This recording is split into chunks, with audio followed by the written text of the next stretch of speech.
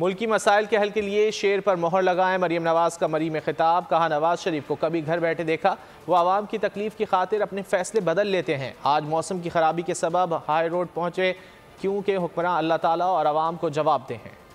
शेर पर मोहर लगाओ और पाकिस्तान को नवाज दो।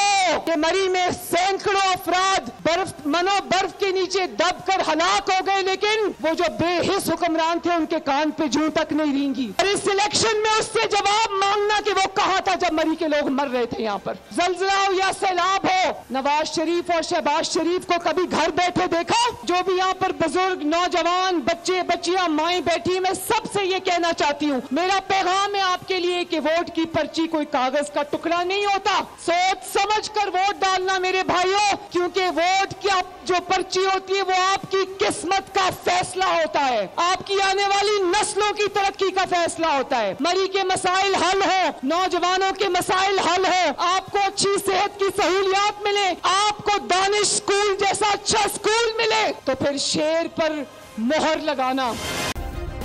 सब्सक्राइब करें और बेल दबाएं ताकि कोई खबर रह न जाए।